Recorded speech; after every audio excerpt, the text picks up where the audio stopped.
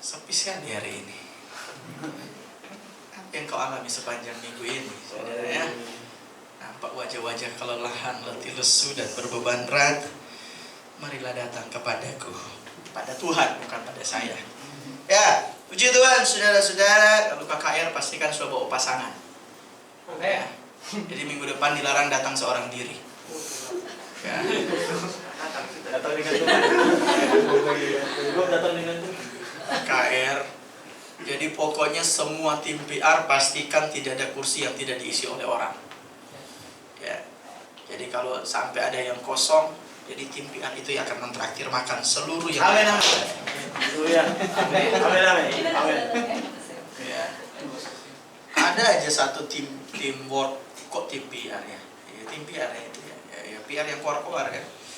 Apalagi kalau ada satu tim PR yang nggak datang, wah sudah, dia yang nggak datang yang bertanggung jawab sampai kepada kekekalan. Haleluya, puji Tuhan, puji Tuhan. Ya, mari saudara, saya mau meneruskan sedikit tentang pelajaran kemarin. Kita sedang belajar tentang taat sama orang tua, menghormati orang tua. Jadi kita sudah lihat bahwa bicara soal taat artinya patuh atau suka menurut. Ketaatan berarti kita berada di bawah otoritas orang tua. Jadi ada dua hal yang kita pelajari, yaitu satu menghargai, kedua merawat. Ini adalah poin utama ketika kita menghormati orang tua. Jadi menghormati orang tua, kita menghargai. Semilenial kita, orang tua tetap berada di atas kita. Ya.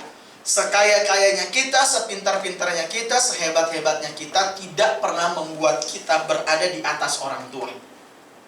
Finansial boleh, kepintaran boleh, pengetahuan, kemajuan zaman boleh, tetapi bicara soal otoritas, orang tua berada di atas. Jadi kita harus menghormati. Dan caranya menghargai, ya, lewat bahasa tubuh, lewat omongan, ya. Kalau ngomong sama orang tua, kadang-kadang kan kita suka ketemu ya, ngomong sama ceweknya tuh sopan banget gitu, mesra banget. Sama orang tua kayak perang dunia ketiga, ya. Sama orang lain mukanya tuh manis ya. Sama orang tuh langsung berubah gitu loh. Beauty-nya di teman-teman, bisnya di orang tua. Saudara, saya juga nggak tahu ya itulah memang pekerjaan setan tuh begitu. Jadi saudara lihat bahwa kita harus memberi penghargaan, harus menghargai orang tua saudara. Bilang amin. Amin. Kemudian saudara, yang kedua, saudara harus merawat. Tanggung jawab kita anak itu merawat orang tua. Ya, jadi ketika saudara sudah cukup matang, saudara, memang tidak ada secara pasti tidak ada umur berapa saudara harus merawat orang tua. Sebisa mungkin yang sudah bisa lakukan rawat orang tua. Saya mesti tahu bahwa jarak saudara dengan orang tua itu beda. Anda yang muda, mereka yang tua. Semakin tua, kekuatan itu semakin menurun. Nah, Anda semakin muda, semakin kuat. Harusnya saudara harus merawat orang tua.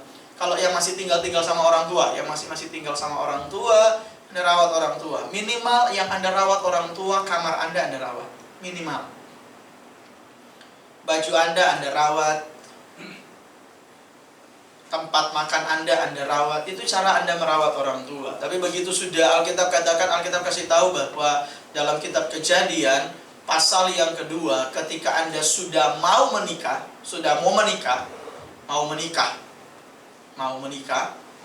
Alkitab bilang seorang laki-laki harus meninggalkan orang tuanya, kemudian bersekutu dengan istrinya. Ya berarti dia dan istrinya meninggalkan orang tua. Kata meninggalkan ini hanya Anda bisa dapati di pelajaran pranikah. Ya, jadi datang di pelajaran pranikah ya. Yang sudah mau pranikah silakan nanti kita khusus sesi pranikah, tapi sesi pranikah ini harus dihadiri oleh pasangan. Yang nggak punya pasangan dilarang mau datang. Jadi yang kata meninggalkan, jadi karena presentasi tidak punya pasangan lebih banyak daripada punya pasangan, jadi pelajaran pranikah kita nanti keep gitu, nggak tahu sampai kapan gitu ya. Nanti kalau sudah sekitar 90% punya pasangan ya gitu. Nah, saya mau kasih tahu bahwa ya itu pelajaran yang mendetail nanti akan kita pelajari satu persatu saja. Tapi sudah lihat bahwa menghormati orang tua adalah hal yang harus kita lakukan. Cara kita berterima kasih atas apa yang mereka sudah lakukan, dan sekali lagi begini, tidak pernah ada harga yang bisa membayar apa yang orang tua saudara sudah lakukan untuk diri saudara. Enggak pernah ada harga. Nah, sekarang saudara, mari saya mau membawa saudara kepada sebuah kondisi yang memang kadang-kadang saudara hadapi sehingga kadang-kadang itu menjadi dilema. Mari kita mulai dengan Matius pasal 19.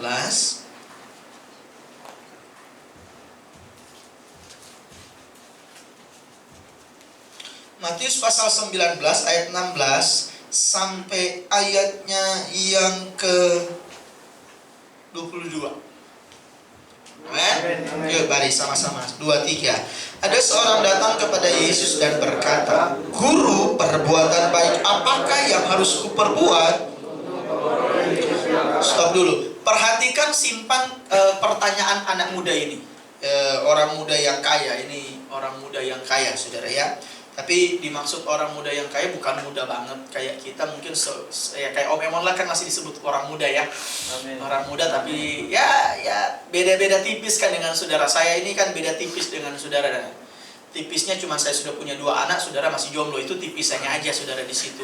Jadi saudara jadi pengertian tentang orang muda bukan muda banget ya, ini sudah dewasa dan sudah mungkin sekitar antara ya 30-an sampai 40-an tahun saudara. Ada seorang itu, kemudian perhatikan kalimatnya, perhatikan. Ini menarik saudara. Dia punya passion yang baik. Dia punya pertanyaan yang baik dalam hidupnya. Dia sudah berhasil, dia sudah kaya, bisnisnya sudah bagus. Sebab kita kata dia orang muda yang kaya, dia orang yang cerdas, dia seorang yang berprestasi dalam dunia bisnis. Dia sudah safe, dia sudah baik, dia sudah punya bisnis, dia sudah punya rumah, kemungkinan dia sudah punya rumah tangga. Tapi ada sebuah pertanyaan yang mengusik hatinya sebagai seorang muda.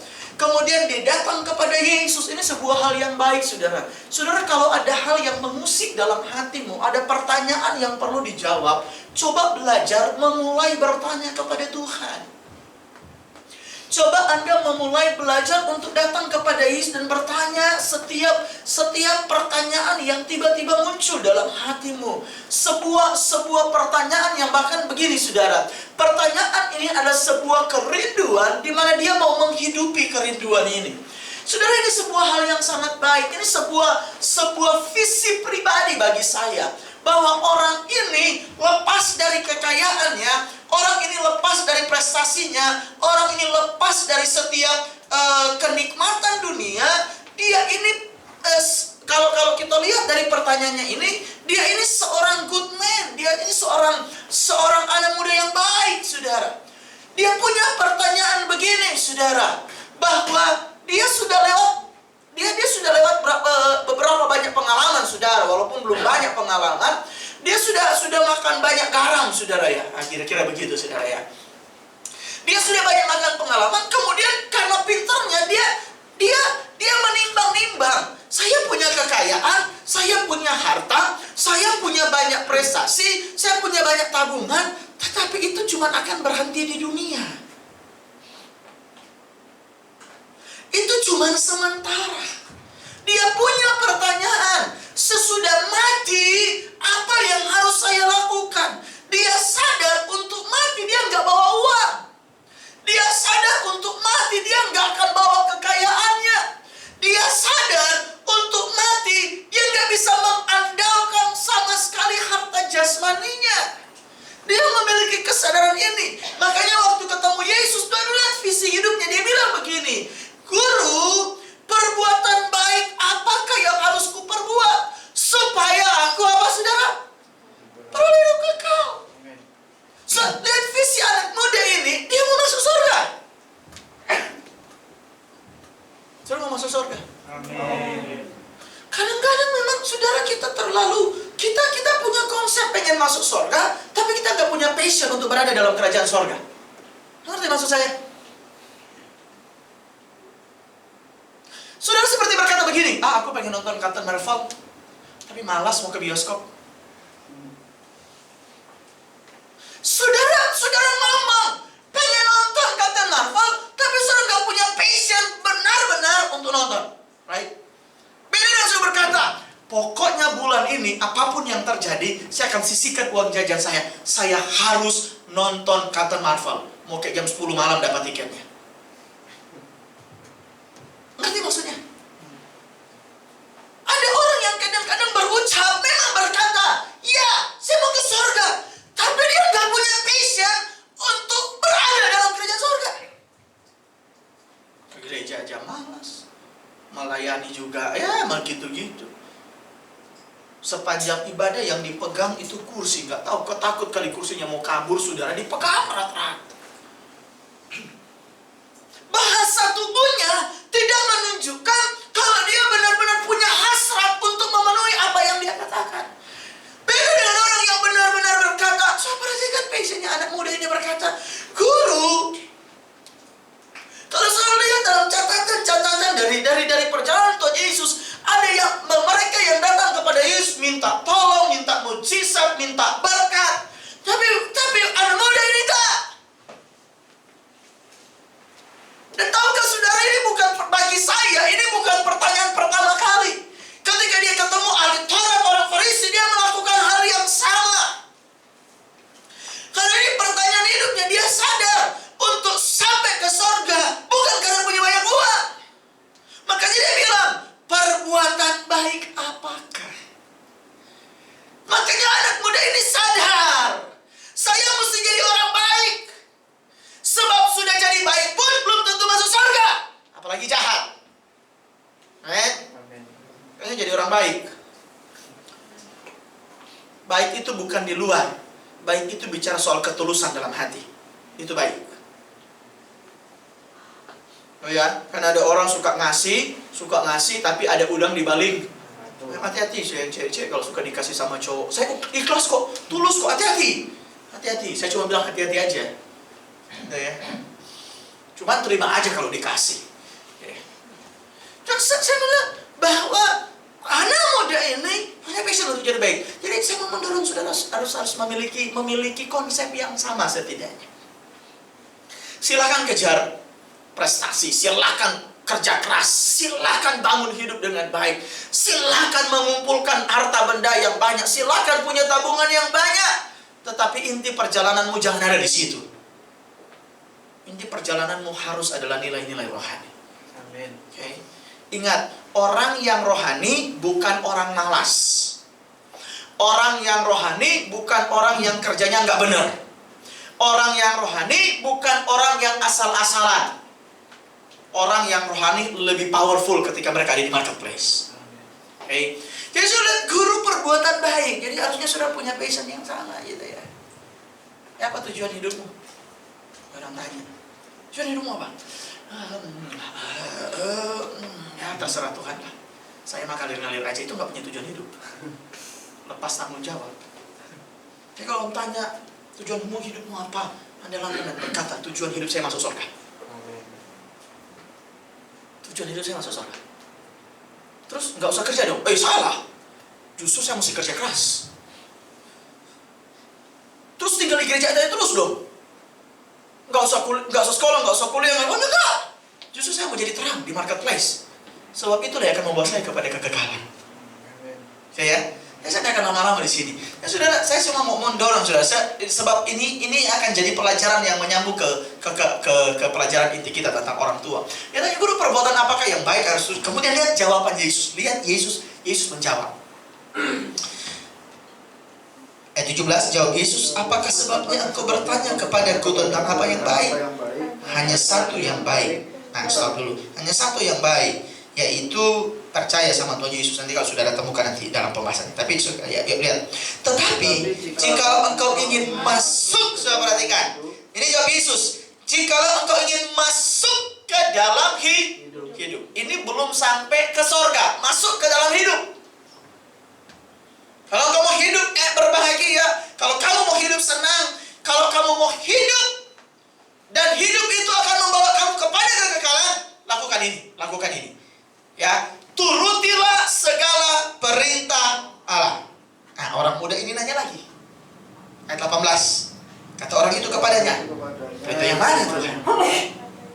Lihat Yesus. 1, jangan membunuh. Sudah ya, jangan membunuh. Ya, jangan membunuh. Oke? Termasuk membunuh diri sendiri itu nggak boleh. Orang gantung diri masuk surga enggak? 99% masuk neraka. 99%. Ini analisa saya. Karena kan saya tidak menentukan orang masuk surga atau neraka. Yang menentukan orang masuk surga dan neraka siapa? Jangan jadi Tuhan makanya. Yang menentukan orang masuk surga atau neraka adalah Tuhan. Tapi kan Tuhan kasih tahu orang yang mau masuk surga seperti apa. Ya muka-muka seperti saudara lah yang mau masuk surga. Apalagi saya. Jangan, kata Yesus, jangan membunuh. Termasuk membunuh diri sendiri. Termasuk membunuh diri sendiri. Kenapa saya bilang 90% masuk neraka? Karena yang pertama, orang yang bunuh diri biasanya udah putus asa, nggak punya pengharapan. Sedangkan di dalam Yesus selalu ada pengharapan. Artinya di dalam dirinya tidak ada Tuhan. Di dalam dirinya tidak ada Tuhan. Jadi selebihnya ya pasti dia bunuh diri karena dia tidak hidup dalam kebenaran. Kalau saudara-saudara kan hidup dalam kebenaran, jadi ini saya lihat 0% untuk bunuh diri. Amin. Jadi kemudian saudara, yang 1% di mana? Kita nggak pernah tahu. Biasanya orang-orang kalau sudah dekat maut itu tobatnya cepat. Betul nggak? Saudara pernah ngalami nggak dekat dengan maut? Belum ya? Saya tanya malah dibengong saya tanya, maka muka saudara malah tambah bertanya-tanya. Jadi bingung, saya nggak temukan jawaban. Tadi Om besuk salah seorang hamba Tuhan. Dia cerita panggilannya. Dia udah berhasil. Dia sudah sangat luar biasa dalam prestasinya. Dia di dalam sekuler, wah, pokoknya sudah sangat diberkati nih. Sudah sangat diberkati, dan dia ini cinta Tuhan. Dia cinta Tuhan. Dia bilang panggilannya, bahkan sampai dia mendefinisikan ini talenta saya. Talentanya yaitu apa, saudara? Membangun. Jadi setiap dia kan dinas, pindah satu tempat ke satu tempat ke satu tempat. Dan setiap dia pindah satu tempat dia cari gereja. Ya. Makanya saya tolong ya, kalau setiap pindah satu tempat jangan cari pacar. Biasa anak muda kan, setia aja Om. Setiap tikungan ada, ini bahaya. Pokoknya dia setiap dia pergi satu tempat, dinas satu tempat, dia punya visi yang sama. Dia cari gereja. Dan dia nggak cari gereja yang besar, dia nggak cari gereja yang wow. Dia cari gereja yang sederhana, dan setiap kali dia ada di situ, dia diangkat jadi ketua pembangunan gereja. Jadi tugasnya bangunin gereja, saudara. Setiap selesai bangunin gereja, pindah dinas. Setiap selesai bangunin gereja, pindah dinas. Nah ini saudara panggilannya. Sampai di satu titik, saudara, dia berkunjung ke satu tempat, tidak disengaja, cuma berkunjung ke satu tempat, kemudian terjadi pembicaraan bisnis di sana, dan dia oke. Dia cari gereja lagi, dia bersekutu, kemudian gembalanya bilang begini, sudah kamu tinggal di sana, bangun gereja di sana. Cuma disuruh tinggal di sana, bangun gereja. Dia lakukan. Dia tinggal di tempat itu, dia bangunin gereja. Gereja sudah mau jadi, dia bingung. Yang mau jadi gembala siapa? Gerejanya sudah mau jadi. Gembalanya siapa? Dia pergi ke gembalanya. Ini sudah mau jadi, gembalanya siapa? Ya sudah, kalian aja. Oh, mereka terima itu. Si bapak ini bersikeras, oh enggak, saya enggak mau. Mungkin istri saya aja. Jadi, karena pembangunan jalan terus. Ketemu sama anak-anaknya, nanya, terus siapa yang mau jadi gembala? Istrinya bilang suami, suaminya bilang istrinya. Istrinya bilang suaminya, jadi nggak ada. Satu kali waktu dia lagi mau keluar kota, dia naik pesawat. Kemudian dalam pesawat itu, saudara, setengah jam, dia bilang setengah jam, 1 jam dalam pesawat, dia sesak nafas, saudara. Sesak nafas yang sampai dia sudah berkata, udah mau mati saya ini. dalam pesawat itu. Pesawat pergi. Karena dia lagi mengurus pekerjaannya. Dia bilang, waduh ini nggak pernah. Dia bilang, saya sehat, segar, fit. Nggak ada masalah, nggak pernah ada kejadian sesak begitu. Baru kali itu di pesawat, pas pergi, wah dia seperti sudah mau putus nyawanya. Tapi selamat sampai di tempat di keluar kota. Dia urus segala urusannya, sudah mau pulang, dia telepon lagi istrinya. Ini gimana ya? Dia jadi kayak trauma. Mau naik pesawat lagi atau saya naik kapal laut aja ya? Tapi dalam pembicaraan kalau kapal laut terlalu lama. Tapi dia bilang kalau saya naik pesawat nanti begitu lagi. Tapi terpaksa akhirnya dia naik pesawat sudah. Dia naik pesawat lagi 1 jam kemudian masih di udara, hal yang sama terjadi dan dia bilang itu lebih parah. Sementara proses antara mati dan hidup, tiba-tiba hatinya berbicara. Jadi gembala. Akhirnya dia langsung berdoa begini di antara hidup dan mati. Tuhan, saya serahkan hidup saya sama Tuhan untuk jadi hamba Tuhan. Dia bilang, selesai doa itu, langsung sembuh total. Selesai. Nah kadang-kadang di maut itu orang tuh bertobatnya cepat. Dengerin. Mumpung sehat, kalau dikasih tahu tobat. Dengerin, mumpung sehat, dikasih tahu Orang biasanya di antara sebelum mati dan sesudah mati itu biasanya sadar akan dosa. Nah kita nggak pernah tahu orang kan yang bunuh diri itu kan nggak langsung mati kan. Ada jeda 1 menit, 2 menit dia doa, Tuhan ampuni saya mau tobat. Nah kita kan nggak pernah tahu. Ya, kenapa jadi ngomongin orang mati ya? Ya jadi itu jangan membunuh. Termasuk membunuh diri sendiri. Kalau membunuh cintamu sama orang lain itu nggak masalah, ya. tapi hati-hati jangan membunuh. Kemudian jangan bersinah, ya itu orang-orang orchid depan. Kemudian jangan mencuri. Hati-hati jangan mencuri, ya. Apapun itu jangan mencuri. Kalau mencuri itu artinya sederhana begini, yang bukan milikmu kamu ambil. Sekalipun dia temanmu, wah mana nih teman nggak ada, mumpung ada dompetnya, saya ambil dulu deh 10.000, nanti saya kasih tahu. Kemudian Anda lupa kasih tahu, nah itu kategori mencuri. Wah, lagi nggak ada uang parkir, mumpung di bawah ada kotak, dibawakan itu ada kas saudara ya, uang belanja, apa itu namanya? Kantin kejujuran. So buka kotaknya kan kantin kejujuran ya. Wih ada kantin kejujuran nih. So ambil buat parkir. Tapi nggak ngomong. Mencuri loh itu. Fatalnya mencuri di gereja lagi. Sudah gitu ngambil makanan kantin kejujuran nggak ngomong lagi. Gak jujur. Itu mencuri, hati-hati. Kemudian jangan mengucapkan saksi hoax. Ya, hoax. Hati-hati ya. Kamu datang ke dia, dia bilang katanya dia suka sama kamu, cinta mati sama kamu, padahal dia nggak bilang apa-apa. Mau sosok aja jadi pahlawan, jadi macomblang gitu. Tapi ngucapin saksi dusta, ini hati-hati. Kemudian saya lihat ayat 19, nah ini dia, that's the point. Saya lihat Tuhan bilang apa?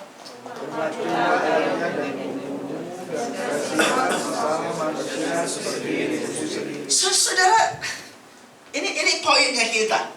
Ini kan pertanyaan dari anak muda. Tuhan, apa yang harus saya lakukan untuk saya masuk kepada kehidupan yang kekal? Betul kan? Dan poin yang Tuhan angkat salah satunya, hormati orang tuamu. Dan saya suka ayat ini menggabungkan begini. Hormatilah ayahmu dan ibumu, kemudian kasihilah sesamamu manusia seperti dirimu sendiri. Artinya begini, sebelum Anda mengasihi orang lain, pastikan engkau punya kasih yang lebih untuk ayahmu dan ibu. Sebelum engkau dekat dengan orang lain, engkau harus dekat dengan orang tua.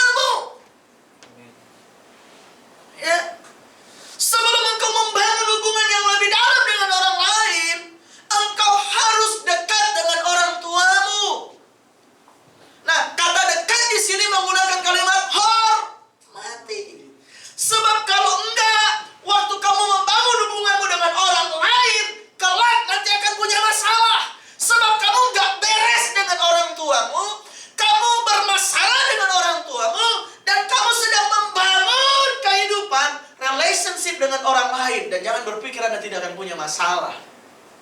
Sebab sesuatu yang tidak dibereskan akan merusak sesuatu di masa yang akan datang. Sesuatu yang rusak di masa lalu itu akan merusak sesuatu yang besar di masa yang akan datang. Jadi saudara perhatikan bahwa Alkitab mengajarkan saudara, hormatilah ayahmu dan ibumu karena ini berurusan dengan kekekalan. Ini berurusan dengan hidupmu di masa yang akan datang. Kita sudah belajar minggu lalu bahwa ada berkat buat saya dan saudara selama masih ada di bumi, tetapi itu juga akan membawa saudara sampai masa surga. Ini jawaban Tuhan atas kerinduan anak muda ini. Ini jawaban Tuhan atas setiap pertanyaan mungkin saya dan saudara. Hei, hormati ayahmu dan ibumu. Ingat kata hormat, kita sudah belajar dua hal. Hormat artinya menghargai. Hormat artinya merawat orang tua. Hormati ayahmu dan ibumu. Supaya ketika engkau membangun kasih dengan sesamamu, engkau akan baik-baik saja. Jadi hubungan yang baik yang Tuhan kasih tahu buat saya dan saudara, hormati orang tuamu. Kemudian saya lihat, ini luar biasa ayat 20. Coba perhatikan ayat 20. Ayat 20, kata orang muda itu kepadanya, apa saudara? Semuanya itu telah menuruti apa yang Nice. Orang muda ini adalah orang muda yang sangat respect sama orang tuanya. Makanya dia diberkati Tuhan dengan luar biasa. Dia berhasil karena dia sudah turuti. Bahkan kalau sudah melihat dalam catatan Alkitab yang lain, dalam Injil yang lain, dia punya bahasa begini. Semua itu telah kuturuti sejak aku masih muda. Kata masih muda, sejak anak-anak dia sudah turuti. Bagian yang mana? Salah satu bagian di ayat 19 yaitu dia hormati orang tuanya.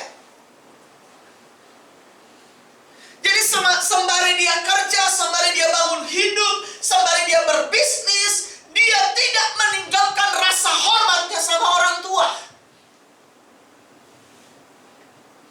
Dia tidak meninggalkan orang tuanya begitu saja. Dia merawat, dia menghargai. Bahkan mungkin dalam pertemuan umum, ketika dia ketemu dengan teman-teman bisnisnya, ya mungkin aja orang tuanya. Kalau itu dalam acara gathering, kalau dalam acara bisnis kan nggak mungkin gitu ya.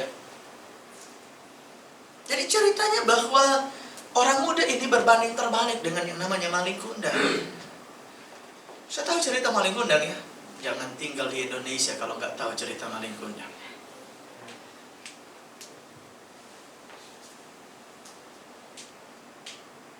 Sudah bahwa semua ini dia bilang, aku sudah turuti. Nah sekarang ini akan kita pelajari. Semua sudah kuturuti. Nah dia tanya lagi, apa yang masih kurang? Maju ke ayat 21. Nah kadang-kadang ini yang saya bilang, kadang-kadang ini yang jadi dilema. Kata Yesus kepadanya, jika engkau hendak sempurna, stop dulu. Yang dilakukan oleh orang muda ini, menghormati orang tua, itu baik. Tapi belum sempurna. Titik sempurna ada di sini, saya lihat.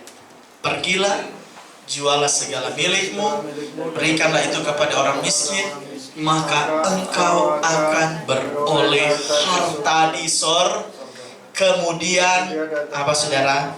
kemari dan aku doakan pulang. Ya, saudara, lihat baik-baik. Anak muda ini begitu baik, dan bahkan Tuhan muji, Tuhan nggak masalah. Tetapi kemudian dia tanya, masih kurang nggak Tuhan? Masih kurang. Tinggal satu lagi. Nah, satu lagi inilah yang menyempurnakan perjalanan. Apa yang menyempurnakan perjalanan? So, perhatikan kalimat terakhir dari ayat ini. Ikutlah ikutlah. Jadi ikut Tuhan. Kenapa, saudara? Saya mau masuk pelan-pelan, saudara ya. Begini, pertanyaan kan jadi begini. Bagaimana kalau orang tua kita bermasalah? Bagaimana kalau orang tua kita bermasalah? Kemudian bermasalah dengan kita, gitu ya. Oh, orang tua saya begini-begini, oh orang tua saya begini-begini, orang tua saya begini-begini.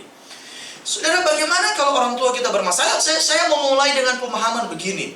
Saudara, jangan pernah berpikir orang tua saudara adalah orang yang mampu menyelesaikan masalahnya. Sekali lagi, jangan pernah berpikir bahwa orang tua saudara adalah orang tua yang mampu menyelesaikan masalahnya. Atau bahasa sederhana kita berkata begini, mereka kan orang tua, mereka kan gak punya masalah. So, jangan berpikir begitu. Justru masalah yang besar itu dipikul sama orang tua. Bahkan kebanyakan masalahmu itu ditanggung sama orang tua. Bahkan kebanyakan masalah dalam hidupmu itu dimakan oleh orang tua. Kita nggak tahu aja. Cuman kadang-kadang ekspresi mereka kan berbeda-beda. Ada yang ekspresinya suka marah, ada yang ekspresinya berantem. Makanya kadang-kadang sudah ketemu orang tua sudah sering berantem. Papa mama tuh sering berantem. Itu bukan karena mereka nggak sayang sama Anda. Itu bukan karena mereka nggak pengen bahagia. Itu bukan karena mereka sengaja merusak rumah tangga Anda. No! Karena dua orang tuamu sedang berada dalam kondisi bermasalah. Mereka nggak tahu meminta tolong sama siapa. Akhirnya mereka berantem sendiri. Dan tidak menyelesaikan masalah. Anda masuk di sana, bikin masalah lagi. Saudara lihat bahwa setiap orang itu punya masalah. Dan orang tua itu punya masalah yang lebih berat dari saudara. Jadi masalah terbesar, dengerin, orang tua sering berantem karena mereka punya kerinduan yang sama. Anak saya mesti jadi baik. Tapi mereka sadar mereka tidak punya cukup kekuatan untuk membuat anaknya jadi baik.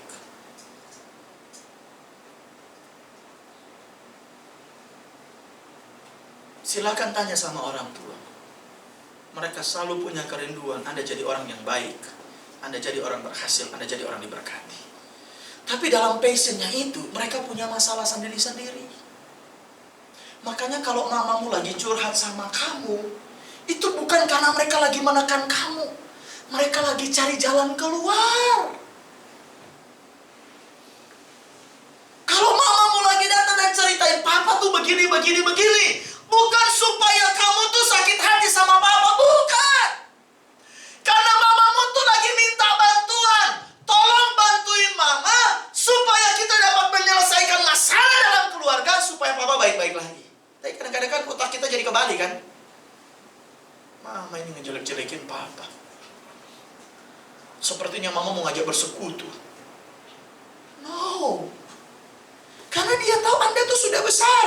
Saya lagi ngomong di anak-anak pemuda remaja, bukan anak sekolah minggu. Kenapa orang tua berani sharing sama Anda? Karena dia tahu Anda sudah cukup dewasa. Dan karena dia tahu Anda sudah cukup dewasa, dia mau sharing, berbagi hidup supaya masalahnya bisa selesai. Nah, sering kali kan, kenapa ada banyak anak-anak jadi broken? Jadi broken ada di sini, saudara.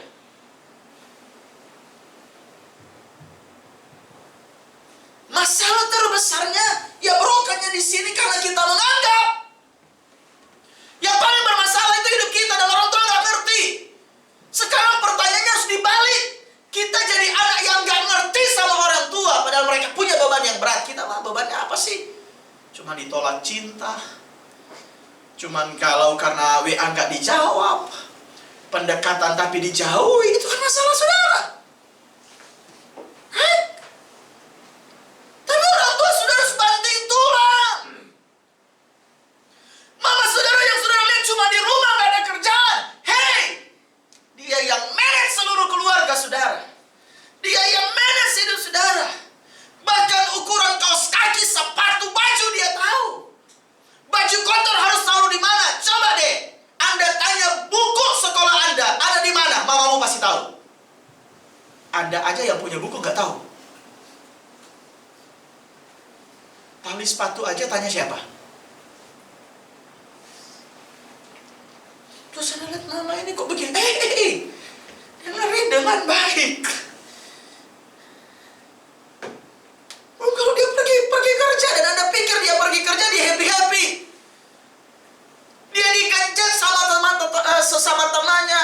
bosnya marahin dia nggak memenuhi target, dia harus kerja keras, balik ke rumah, ketemu anaknya, cuma bisa marah-marah, cuma bisa cemberut.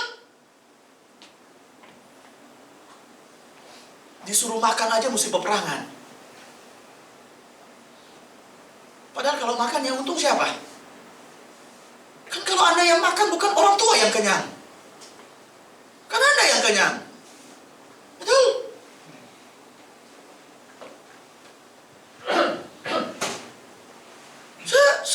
Masalahnya bahwa kadang-kadang kita menganggap bahwa orang tua itu nggak punya masalah.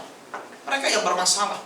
Kadang-kadang kita menganggap penyebab saya hidup tidak baik karena orang tua. Dengerin, salah. Nah ini yang saya mau tarik, saudara. Ketika orang muda ini berkata, saya sudah istri sama seorang tua, saya sudah hormat sama orang tua, itu sampai harus saya lakukan. Tuhan ajarkan begini, saudara. Tuhan ajarkan begini, saudara. Bahwa Tuhan bilang jual. Kalau engkau tidak sempurna, pergi jual segala milikmu, berikanlah itu kepada orang miskin, maka engkau akan beroleh harta di surga. Kemudian datanglah kemari dan ikutlah aku. Intinya ada di ikut aku, bukan jual harta, bukan jual milik, saudara ya. Intinya adalah Tuhan bilang, ikutlah aku, ikutlah Tuhan. Jadi maksudnya begini, kalau kamu mau sempurna jadi ikutnya Tuhan, betul kamu ikut Tuhan. Tetapi untuk sampai di titik sempurna, ada step yang harus kamu lakukan, yaitu hormati orang. Tuhan gak akan bilang kepada orang ini kalau dia gak hormati orang tua, Tuhan akan bahas hukum Taurat. Tapi karena anak muda ini sudah menghormati orang tuanya, Tuhan bilang kamu akan sampai di titik sempurna. Nah untuk sampai di titik sempurna, ada step, ada tangga. Salah satu anak tangganya, hormati orang tua. Jadi kasarannya begini, sangat tidak benar ketika Anda begitu rohani di satu sisi, tetapi Anda tidak menghargai orang tuamu dan tidak menghormati orang tuamu. Bisa dipastikan engkau gagal masuk surga. Bisa dipastikan, tapi sekali lagi yang menentukan masuk surga atau neraka itu bukan saya. Ya, yang menentukan masuk surga dan neraka itu tuh Tuhan. Tapi Tuhan kasih clue-nya. Saudara nggak bisa, saudara kalau Tuhan itu bergerak step by step, betul ya? Kalau Anda lewatin satu step, kemudian sampai masuk di sudah mau masuk surga, dia bilang nggak boleh ke neraka. Loh kok nggak boleh? Saya kan sudah ada di step ini, nggak bisa. Kamu ngelewatin step ini. Nah salah satunya itu menghormati orang tua.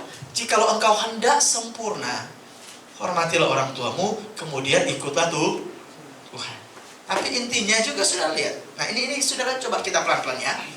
Bagaimana kalau orang tua kita bermasalah? Coba mari kita lihat mulai Matius pasal 6 ayat yang ke-9. Saya sampai jam 7 ya, selesai nggak selesai ya. Ada latihan hari ini? Ya, Matius pasal 6 ayat 9. Yuk mari mulai. Karena itu berdoalah demikian. Apa saudara? Ya. Jadi saudara lihat di sini menyatakan begini. Ini sebuah pewahyuan tentang keluarga, tentang orang tua. Yesus ajarkan begini, berdoalah demikian, Bapa kami yang di sorga. Kata Bapa menyebutkan sebuah hubungan keluarga. Dengan kata lain begini saudara, saudara harus sadar orang tua saudara itu tidak ideal. Orang tua saudara tidak sempurna. Orang tua saudara punya banyak kekurangan. Orang tua saudara punya banyak kesulitan. Orang tua saudara punya banyak masalah. Dan kebanyakan orang tua saudara kesulitan mengekspresikan kasihnya kepada anak-anaknya.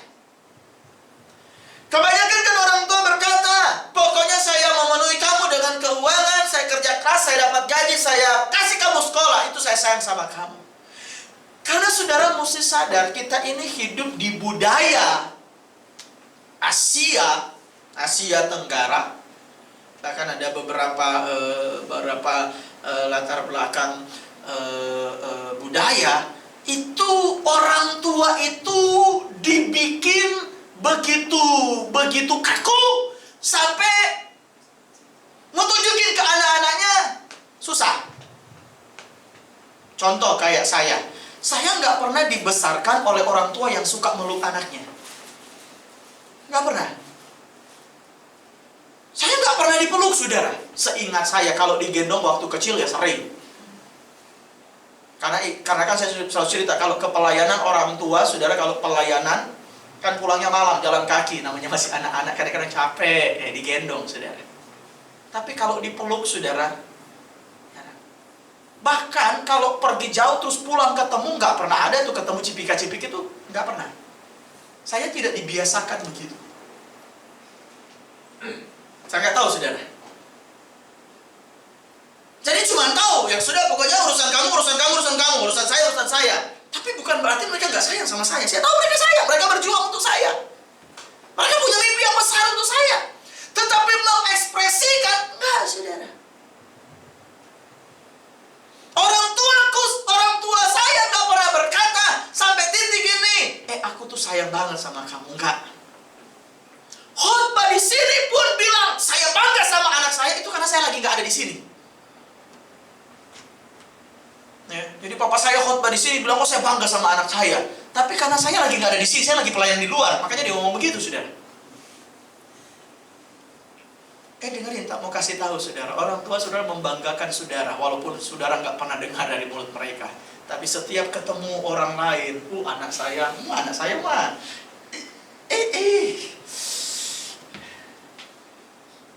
Saudara, coba perhatikan deh.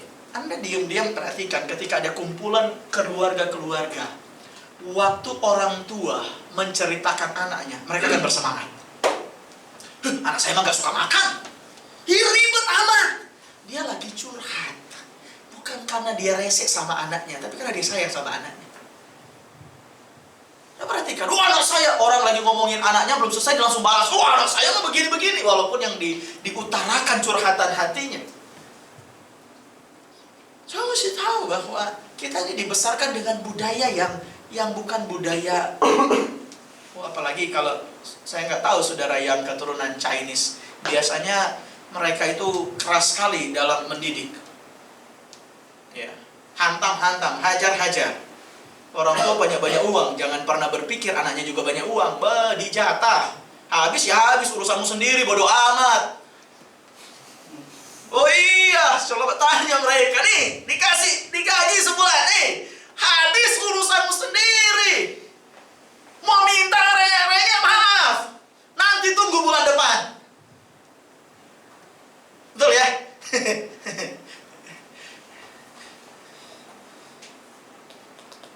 Kalau budayanya saya, enggak, saudara, enggak digaji. Setiap minta tapi dikasih. Minta 100 dikasih 50. Oh itu beruntung, saudara. Kalau saudara kebanyakan anak-anak minta uang, mau mana? Mau ini atau mau ini? Pilih. Langsung kabur anak. Mau minta uang, disuruh mau pilih ini atau mau pilih ini. Ngerti maksudnya ya? Kalau ini dihantam, saudara, kalau ini ditempelin. Jadi anaknya nggak jadi. Anaknya lagi main, ketemu papanya lagi, Papa, minta uang. Papanya langsung bergegas. Bukan cari dompet, cari alat pukul. Mana tadi mau bilang, mana? Saya dibesarkan dengan budaya begitu, bro. Tapi yang lain beda. Tapi bukan berarti mereka gak sayang. Mereka sayang sama kamu. Kalau saudara pernah datang ibadah, saudara kan sering datang ibadah minggu. Kalau saudara pernah datang ibadah minggu terus kita belajar begini, sayangnya Tuhan bukan memanjakan. Manja itu bukan sayang. Mendidik iya. Mendidik itu sayang. Manja bukan.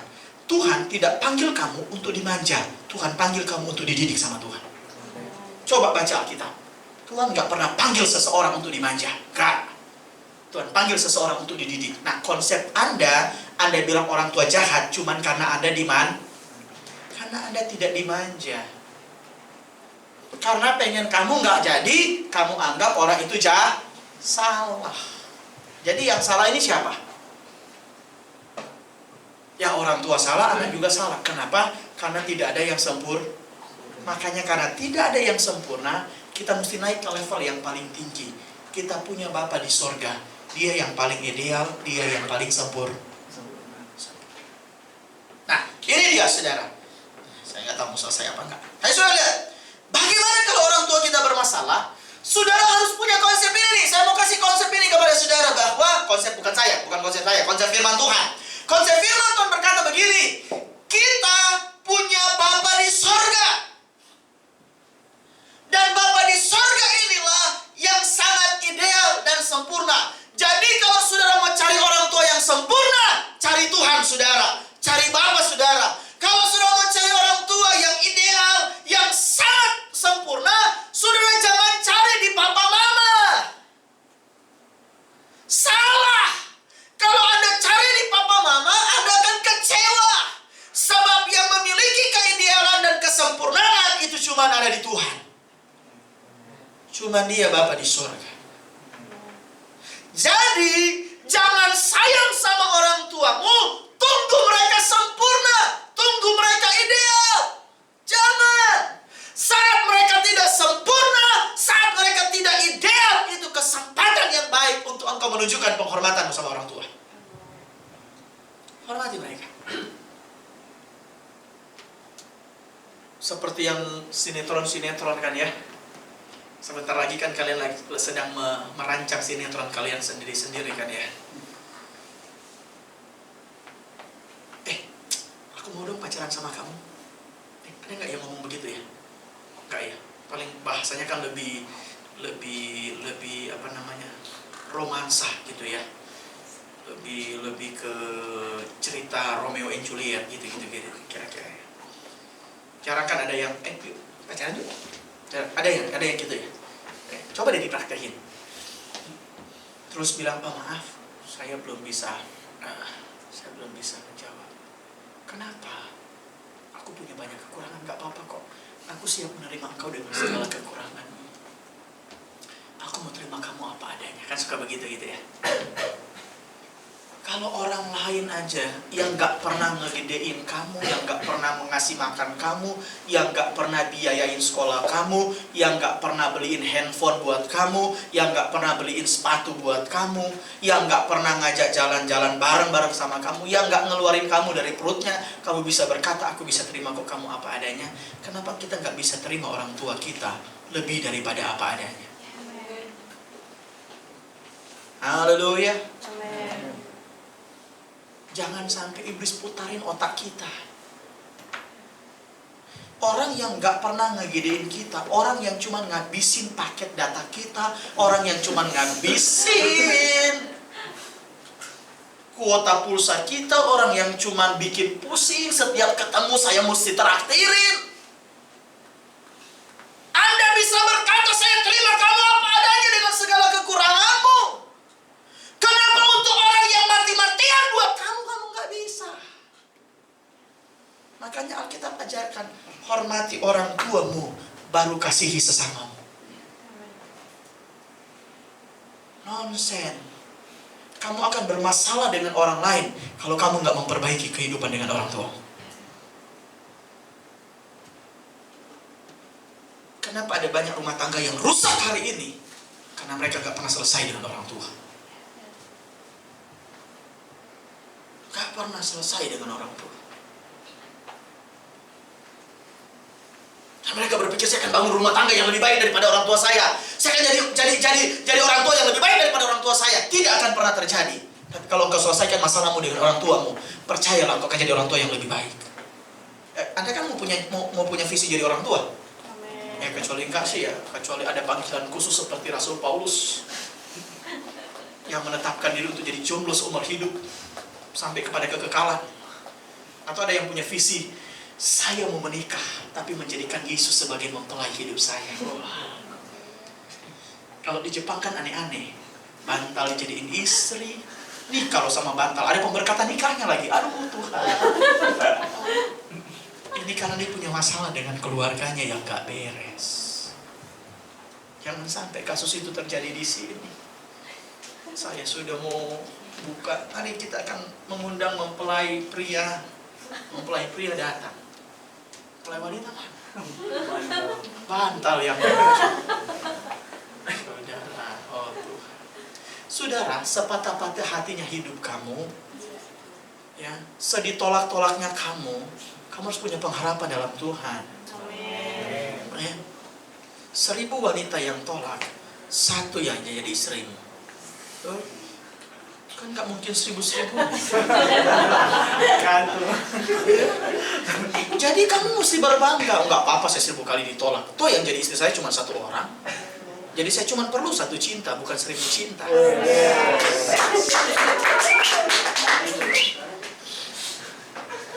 Tapi dengerin, ada banyak orang cari pacar karena dia bermasalah dengan orang tuanya.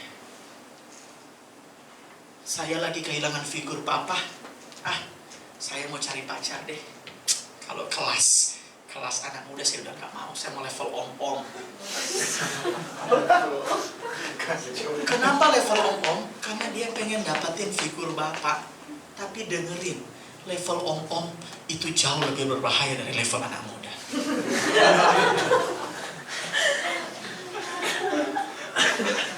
Level om-om itu sangat merusak, saudara. Tapi karena kita menganggap kita lagi cari figur, ya, it's okay.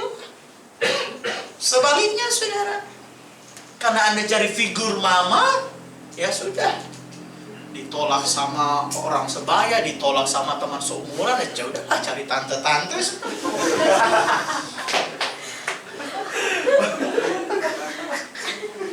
Kan bangga gitu ya, jalan di mall, siapa? Tante saya. Kan enak, saudara. Awas loh, hati-hati. Bayangkan anak muda 25 tahun nikah sama istrinya yang umur 60 tahun.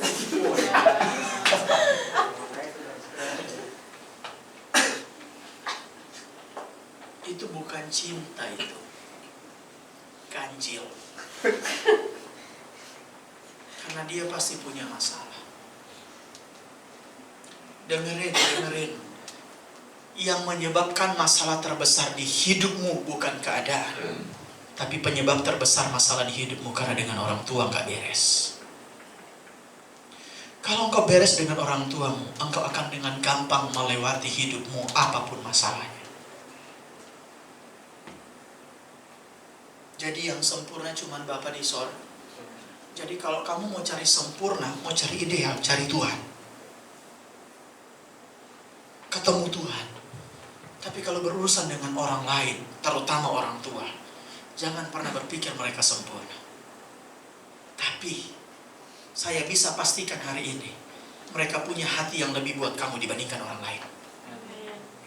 Mereka punya hati yang lebih. Kamu mungkin berkata papa mama egois, papa mama nggak sayang. Saya katakan bisa pastikan hari ini mereka jauh lebih sayang dari semua orang yang pernah dekat dengan hidup. Jadi hormati mereka. Nah, sekarang saudara, saya mau agak hati-hati di sini soalnya. Saudara, berhubungan dengan orang tua, betul saudara ya. Kita harus menghormati. Saudara sudah ngerti ya, alam menghormatinya sudah ya, sudah dapat ya. Kemudian kan pertanyaannya begini, bagaimana Om kalau bicara soal terjadi pemisahan? Seringkali kan Anda bergumul dengan perasaan Anda, oh saya mau tinggalin orang tua saya dan saya harus begini, lakukan panggilan saya, lakukan visi saya. Apakah itu tidak menghormati? Saya tinggalin orang tua saya tidak bersekutu dengan orang. Apakah itu merusak hubungan penghormatan? Saudara, sekali lagi bahwa menghormati itu ada dalam keputusan pribadi saudara, keputusan hati saudara, ya, jangan hati saudara. Tapi kalau bicara soal masa depan, bicara soal membangun hidup, saya punya pewahyuan begini saudara. Kalau kita ajarkan begini nih. Mari coba saudara lihat, mungkin ini agak sedikit ayat kontroversi bagi saudara kalau sudah tiba-tiba baca tapi tidak punya pengertian yang jelas. Saya akan bertanya-tanya tentang ayat ini. Coba saudara lihat Lukas 14 ayat 26.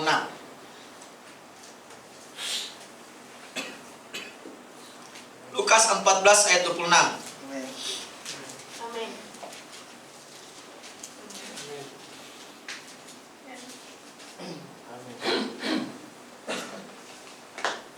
Mulai ayat 25 biar lebih enak. Hari ini ada latihan jam berapa? Oh, jam. Dah? Yuk, 23. Pada satu kali banyak orang berduyun-duyun mengikuti dalam perjalanannya. Sambil berpaling ia berkata kepada mereka, jika seorang datang kepadaku dan ia tidak membenci bapaknya, ibunya, istrinya, anak-anaknya, saudara-saudaranya laki-laki atau perempuan, bahkan nyawanya sendiri ia tidak dapat dihidupi. bahkan nyawanya sendiri ia tidak dapat, perhatikan kata ia tidak dapat menjadi muridku. Inilah yang menyempurnakan. Ingat ya kisah tadi ya. Orang itu sudah menghormati orang tuanya dengan sudah menghormati orang tuanya sejak masa mudanya. Dia sudah baik, tetapi belum sempurna. Nah, untuk sempurna Tuhan bilang ikut aku. Waktu bagian orang muda ini dia disuruh jual semua hartanya. Karena dia nggak punya masalah dengan orang tua. Disuruh jual hartanya supaya ikut Tuhan. Nah, sama ayat ini, saudara perhatikan, orang banyak sedang berduyun-duyun mengikut Yesus. Banyak nih lagi jadi followernya Tuhan. Tapi Tuhan nggak cari follower. Tuhan cari murid. Tuhan datang ke dalam dunia nggak cari fans. Tuhan datang ke dalam dunia cari keintiman. Oke? Saudara punya fans nggak? Nggak dijawab ya. Nggak punya kali ya. Saya begini-begini ada loh. Kok nggak percaya muka kalian? Saya begini-begini ada loh. Ya minimal orang yang ada di sini lah. Satu kali waktu saudara Natal apa udah bulan Januari saya diajak pelayanan di daerah Kota Bumi sana, saudara. Ya, daerah Kota Bumi sana. Kemudian habis pelayanan di anak-anak muda mereka, pemuda remaja mereka, saudara, habis pelayanan, sudah dong kalau pelayanan kan salaman-salaman, gitu ya. Terus tiba-tiba ada seorang anak mudi datang, terus dia bilang, tuh dia kayak gimana saudara, kayak ketemu fans berat gitu.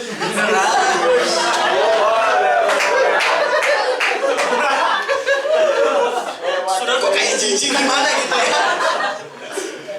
Dia datang, dia salaman, waduh, dia tuh, saya lihat tuh ekspresinya, saya baru kali ketemu satu orang itu, saudara, kenapa cuma satu lagi? Waduh, saya senang sekali. Terus dia cerita begini, selama ini saya cuma bisa lihat om di panggung, tapi sekarang kok bisa salaman sama om gimana gitu. Tapi habis pembicarakan mesti cool. Iya.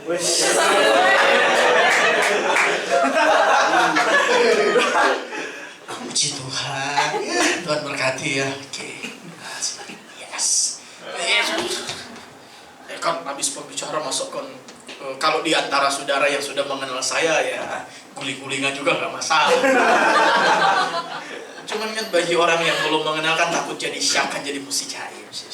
Dia puji Tuhan, masuk ke tempat makan, sudah mau pamit, dia ngomong hal yang sering gitu. Om kok senang sekali gitu ya. Selama ini cuma bisa lihat om di mimbar, sekarang kok bisa dekat banget ya. Ya, Luar biasa. ya. Sampai ketemu, terus memberkati. Haleluya. Saudara, Tuhan gak cari fans. Tuhan cari orang yang mau intim dengan Tuhan. Ya, saudara cuma sekedar fans, cuman pendatang menghangatkan kursi gereja, saudara yang rugi. Saudara harus jadi murid Tuhan. Amen. Makanya di spot saudara harus dimuridkan. Kenapa ada pemuritan? Karena saudara mau jadi muridnya Tuhan. Pelajaran pemuritan mengajarkan saudara jadi murid Tuhan, bukan jadi fansnya Tuhan. Ya, saya lihat di sinilah kita menemukan untuk jadi murid Tuhan. Saudara di sini lihat Lukas 14 ayat 26 tadi bilang begini, jika seorang datang kepadaku dan ia tidak membenci. Nah, saya perlu mengklarifikasi tentang bagian ini, saudara ya. Kata membenci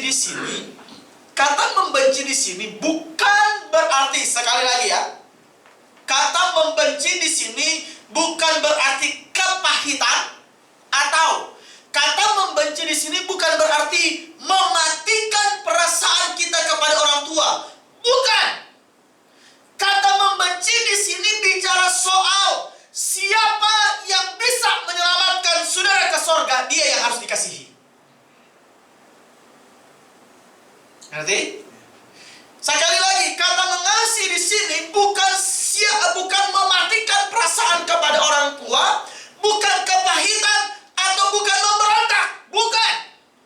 Tetapi kata membenci di sini pengertiannya, siapa yang membawa engkau ke surga, dialah yang engkau harus kasihi lebih daripada apapun.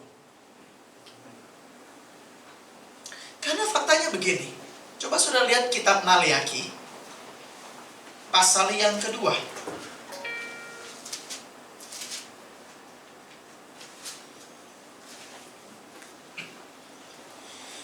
Maleakhi pasal yang kedua, saudara lihat ayat yang 10.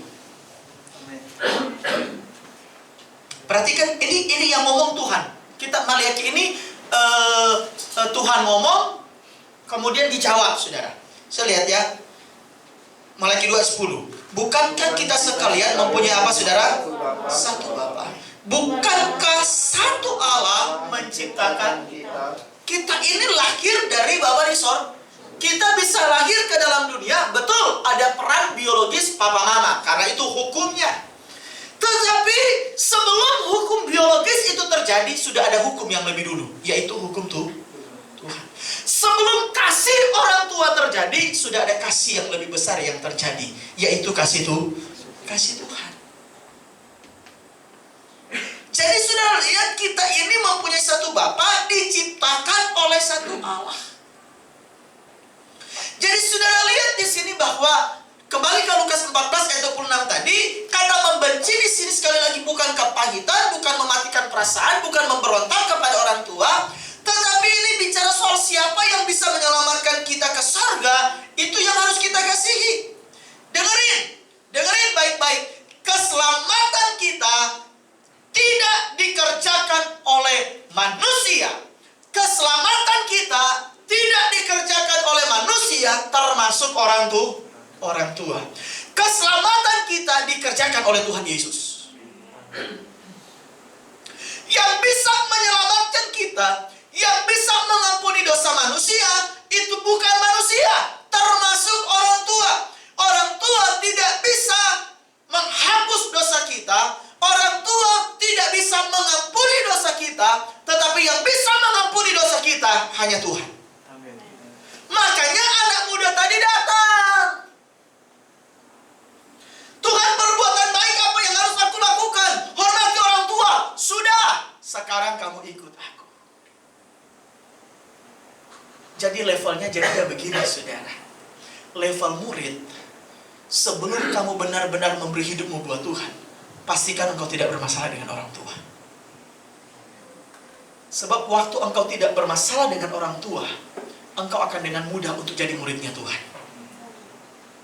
Ngerti maksudnya? Hei saudara, lihat ini langkah dalam perjalanan hidup saudara. Saudara, orang tua bertanggung jawab untuk keselamatan kita di dunia. Makanya kenapa saudara dipakai jam malam, pulang jam 9 malam. Telepon lagi sama siapa? Sama doi mah. Bilang sama doi, cepat-cepat pulang. Ngapain pacaran sampai lama-lama? Gitu kan ya?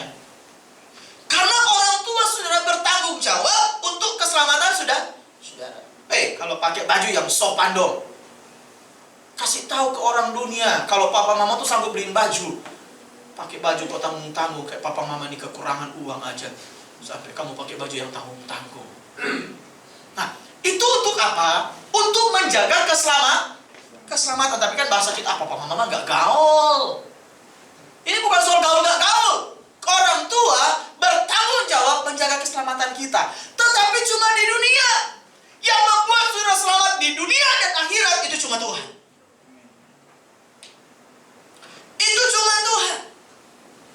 Dan masa depan kita tidak ada dalam tangan manusia, termasuk orang tua. Masa depan kita ada dalam tangan Tuhan.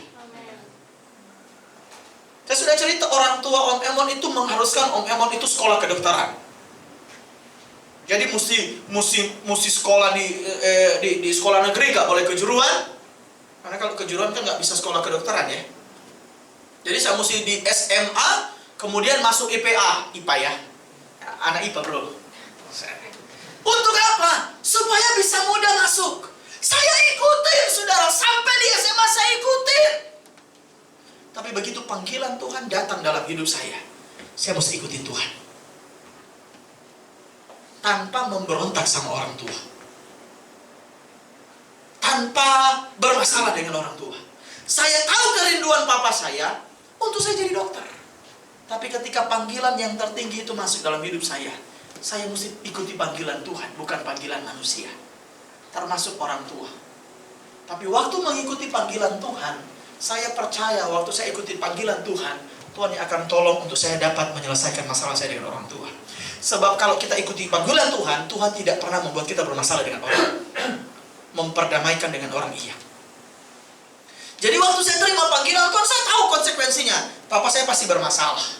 Makanya waktu pertama kali saya ngomong saya akan sekolah Alkitab, saya ngomong ke mama saya. Saya mau sekolah Alkitab, tapi jangan dulu kasih tahu papa. Saya terlambat masuk sekolah Alkitab, saudara.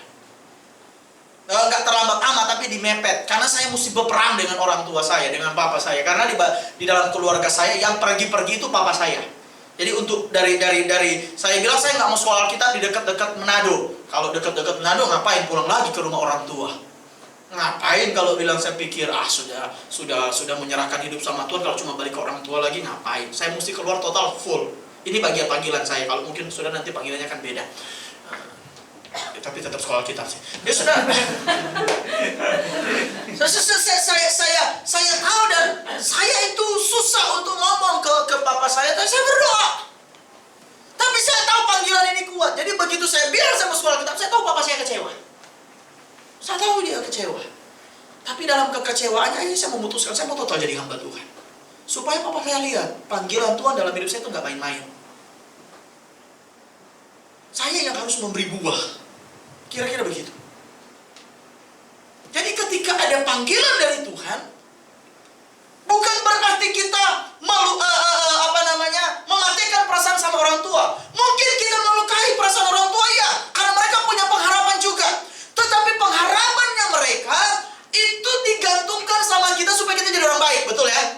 Nah, kalau kita memilih panggilan Tuhan, percayalah saudara jadi orang yang sangat baik. Dan itu akan menyembuhkan luka bagi orang tua saudara. Itu bukan berarti saudara nggak respect sama orang tua. Simple. Ketika orang tua saudara larang, ngapain kamu ke gereja? Nggak boleh ibadah. Di keluarga kita nggak ada orang ke gereja. Tapi Anda berkata, enggak, saya mau ke gereja. Karena di gereja saya mau menemukan panggilan saya sama Tuhan. Nah, waktu Anda ke gereja, Anda jadi orang baik. Anda jadi dengar-dengaran sama orang tua. Anda suka bantu sama orang tua. Bahkan di gereja, Anda diberkati dan Anda berhasil. Itu akan menyembuhkan luka orang tuamu. Itu cara engkau menghormati. Kita menemukan pewahyuan yang baru. Cara engkau menghormati orang tua. Terima panggilan Tuhan dan hidupi panggilan Tuhan dalam hidup. Bukan panggilan orang tua. Orang tua sekali lagi punya kerinduan. Orang tua punya mimpi. Tapi masa depan kita bukan ada dalam tangan orang tua. Masa depan kita ada di dalam tangan Tuhan. Oke?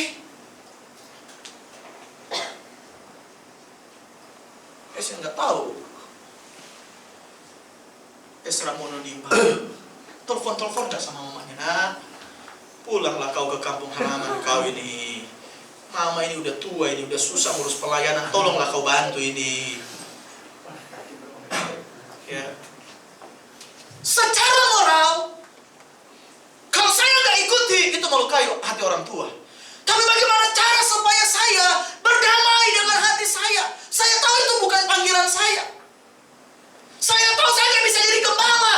Karena saya tahu itu bukan panggilan saya. Saya harus kerja. Lakukan saja panggilan Tuhan, maka Tuhan yang akan menyembuhkan luka orang tua. Beda dengan engkau memberontak. Beda dengan engkau melawan orang tua. Beda dengan engkau bersikap kasar sama orang tua. Beda dengan engkau dengan sengaja jadi nakal sama orang tua. Itu beda. Itu enggak menghormati. Tapi kalau engkau sudah baik dan engkau sudah memenuhi panggilan Tuhan dan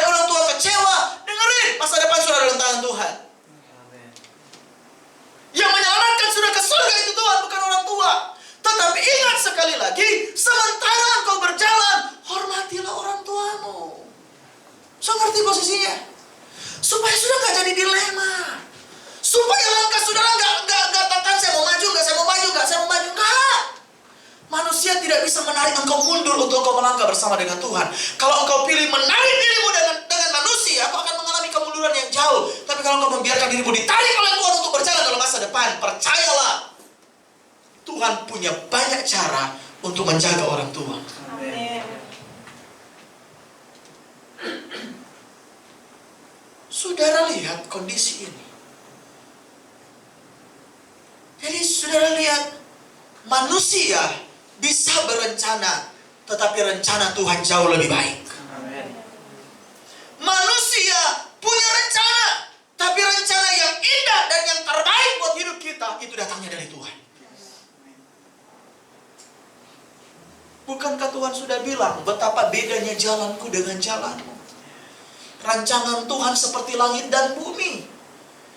Manusia sudah atur, manusia sudah kerjakan. Kayaknya kamu baik di sini, nak. Kayaknya kamu baik dengan posisi begini. Kayaknya kamu baik lakukan ini. Oke. Tapi kalau Tuhan bilang, "Kak, ikuti panggilan Tuhan." Ada cerita seorang hamba Tuhan. Dia waktu kami ke Manokwari, dia jadi wakil gembala, sekarang mendampingi orang tuanya. Saudara, dia pelayanan di dia pelayanan di Jakarta, saudara, di sebuah gereja yang besar gitu. Dia sudah dipercayakan, saudara. Dia dikontrakin rumah, dikasih mobil, dan dia sedang lagi dipakai-pakainya oleh pelayanan di gereja. Jadi staf penggembalaan di gereja. Istrinya kerja di bank, saudara. Keluarganya sudah settle, sudah aman di sini. Ditelepon sama orang tuanya dari Manokwari, "Nak, pulang, nak. Ini gereja sudah jadi, saudara, tapi baru gereja yang kecil. Ini gereja kecil, baru gereja yang kecil. Nak, ini gereja sudah jadi, sudah mau orang tua sudah tua. Marilah datang ke sini." Nggak mau. Sama sekali nggak mau. Orang di Jakarta sudah ada punya pelayanan staf penggembalaan, passionnya tersalurkan, istrinya kerja di bank, safe. Kemudian ada keputusan lagi dari pihak gereja berkata, "Kami sudah membelikan kamu rumah pribadi yang benar-benar jadi milik kamu. Kamu akan dikasih fasilitas, kamu akan dikasih mobil, kamu akan dikasih gaji.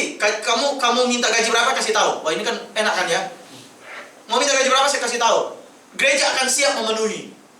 Tapi di saat ditawarin begitu, mereka berdoa. Kemudian mereka mutusin apa? Pulang kampung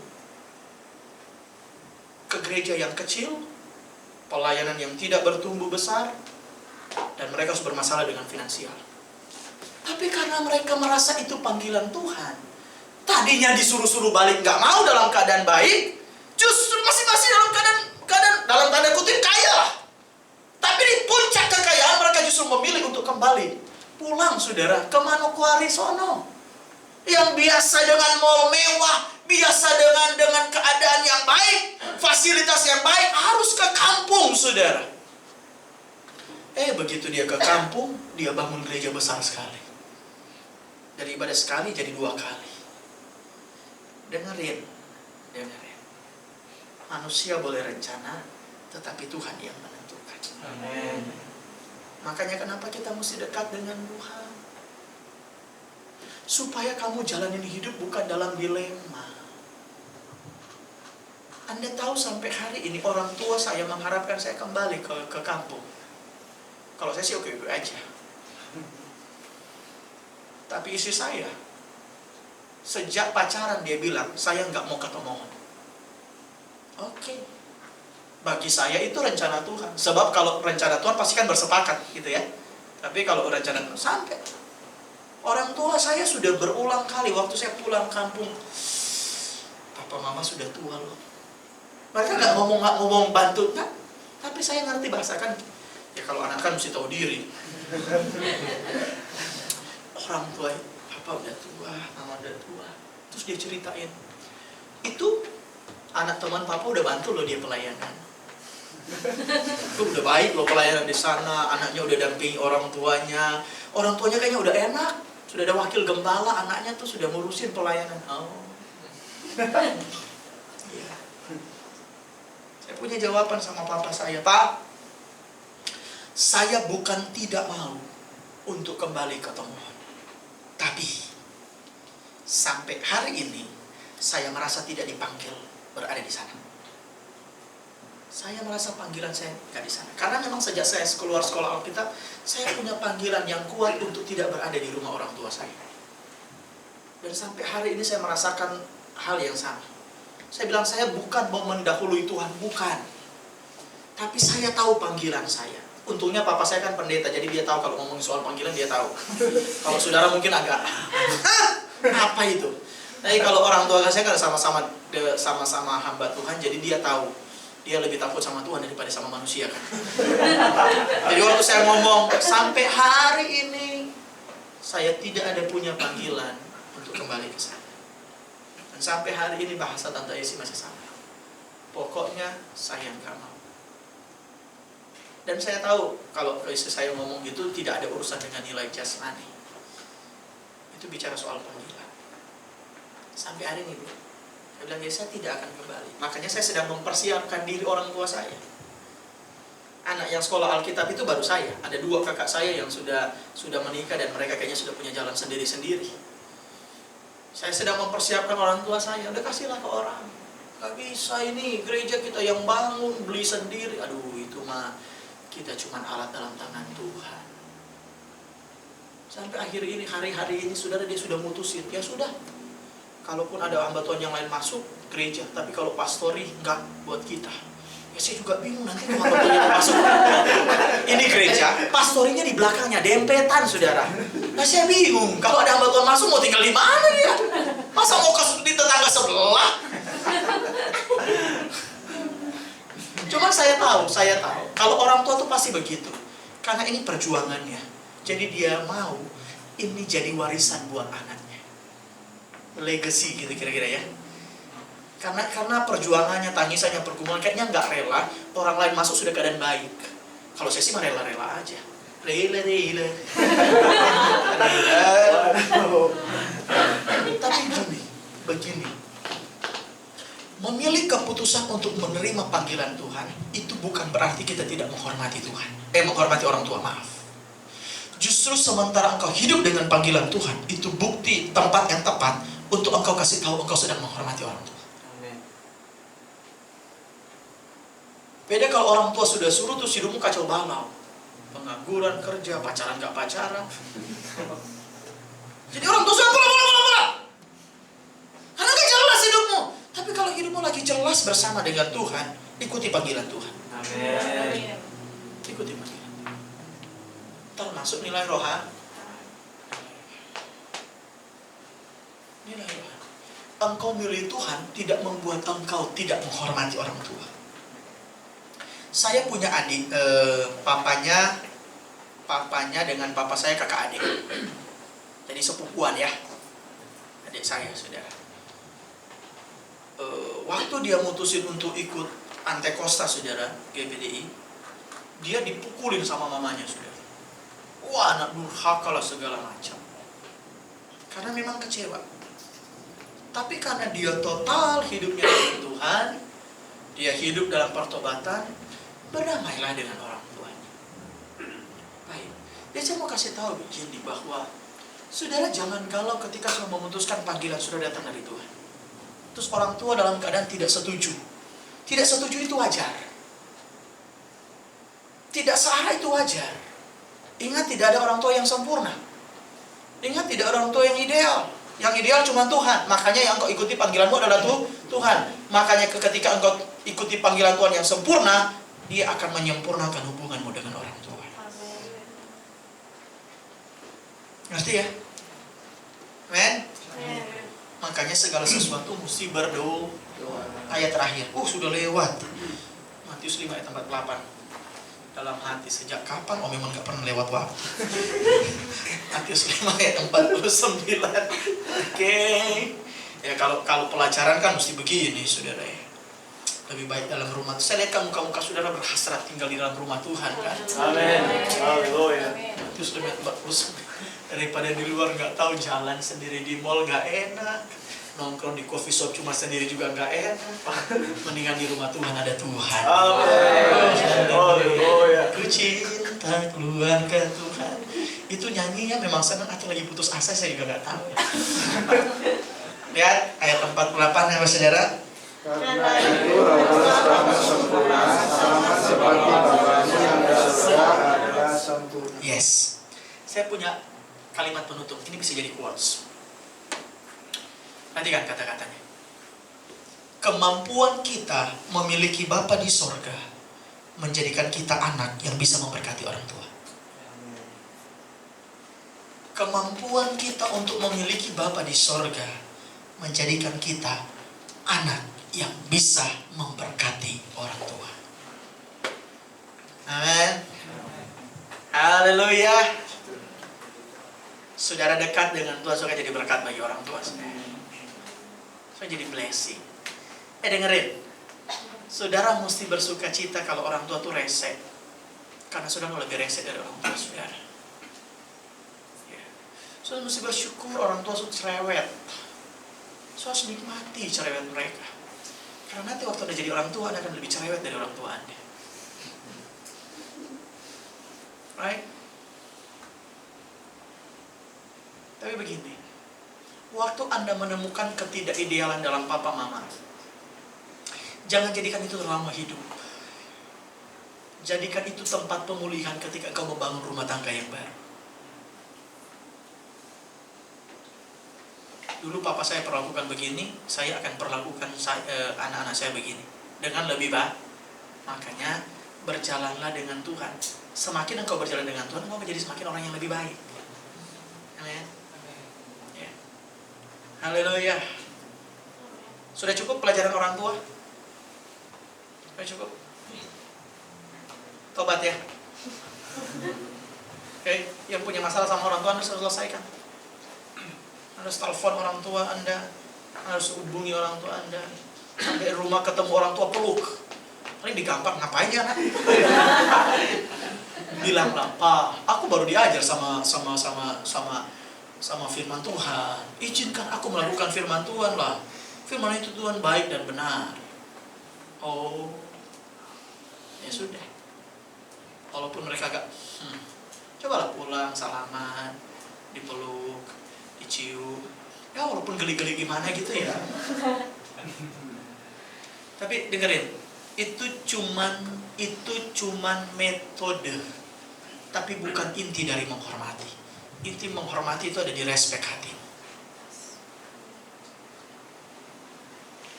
Inti menghormati ada di respek hati. Dan Alkitab katakan Tuhan melihat. Amin. Mari bangkit berdiri bersama. Ada lagu yang ada hubungannya dengan orang tua gitu.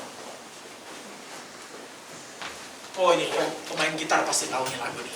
Biasa kan kalau main gitar kan banyak tahu lagu ya. Ini lagu apa, Chris? Tahu. Nggak tahu. Dia nggak tahu berarti. Dok, ini lagu apa, Dok?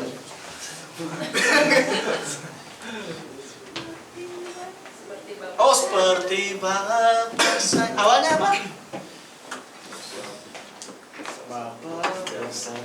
Oh, mantap sekali ini lagu. Waktu kalian sebut Bapak, jangan dulu sampai Bapak di surga. Nanti cepat dipanggil. Bayangkan dulu Bapakmu di rumah. Walaupun waktu engkau bayangkan Bapakmu di rumah, engkau hidup dengan pikiran yang kacau. Aduh, Bapakku begini. Aduh, Bapak. No. Sekali lagi tidak ada yang sempurna. Apa? Oh, bantuin keyboard katanya, doa. Chris, dia mau bantuin keyboard. Ini Bapak yang baik ini calon-calon Bapak yang baik ini. Berbahagialah orang yang menemukan engkau dalam hidupnya. Karena tidak ada orang seperti dirimu dalam dunia ini. Bapa besar. Ya, oke. Saudara, begini. Saya tahu. Karena saya juga seorang anak. Saya tahu bahwa dalam menjalani perjalanan, bahkan semakin Anda besar nih, ketika kita sudah SMA, kuliah, seringkali, saudara, ada banyak hal yang kita sebut luka dalam hidup kita berhubungan dengan orang tua. Passion kita nggak jalan, maunya orang tua mulu yang jadi. Bahkan kadang-kadang orang tua kita tuh suka kali yang ngejelekin kita ke orang lain. Anak saya itu rese banget, anak saya itu begini-begini. Dengerin baik-baik. Karena saya pernah jadi anak. Dan sekarang saya sudah jadi orang tua dan punya anak. Saya tahu arti perasaannya.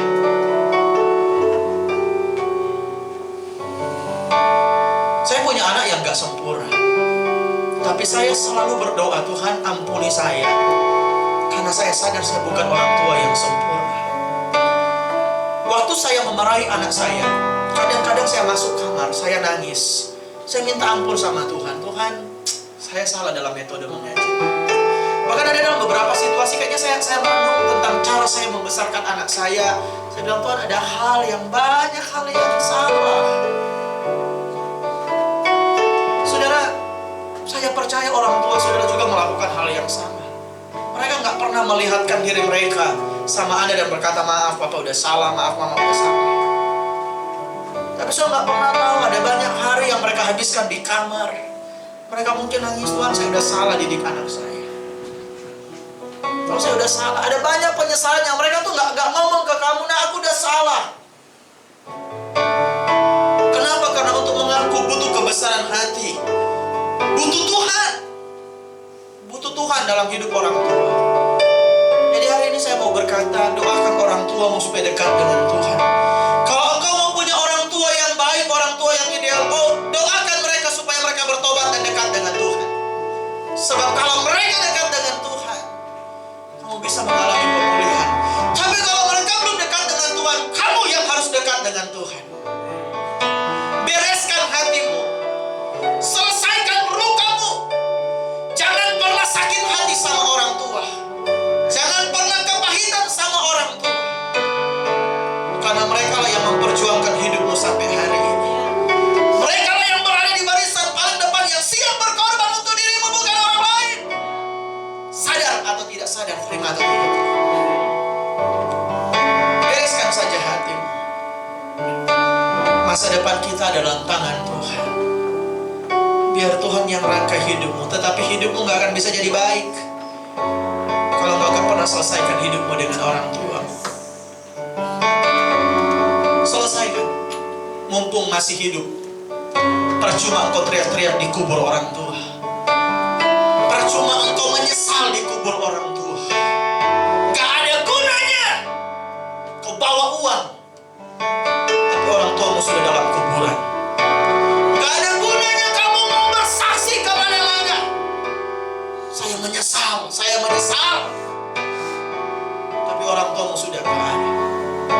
Selama mereka masih hidup, Tuhan kasih kesempatan kita untuk memperbaiki. Kalau engkau mau orang tuamu sempurna, jadilah juga anak yang sempurna bagi orang tua. Tapi kita sadar gak ada yang bisa sempurna. Lakukan apa yang bisa engkau lakukan. Kalau engkau gak bisa lakukan, biarkan Tuhan yang kerjakan. Nyanyikan pujian ini dan mari memulihkan hidupmu dengan Tuhan dan dengan orang tuamu.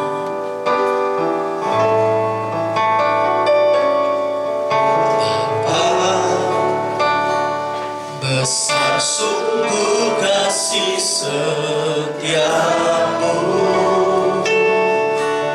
nyata sungguh perlindunganmu, tak satu kuasa mampu pisahkan aku dari kasih-Mu Bapa.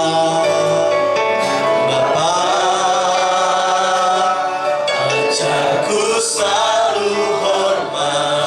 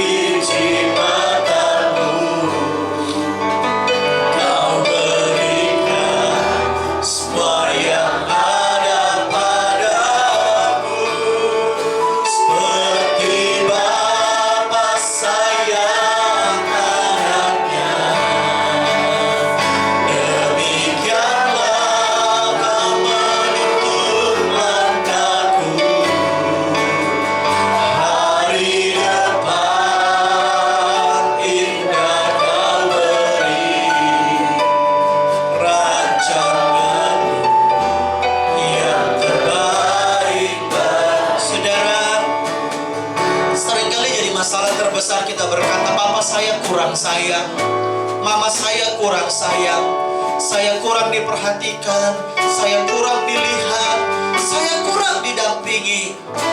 Tahukah saudara, karena orang tuamu juga butuh kasih sayang.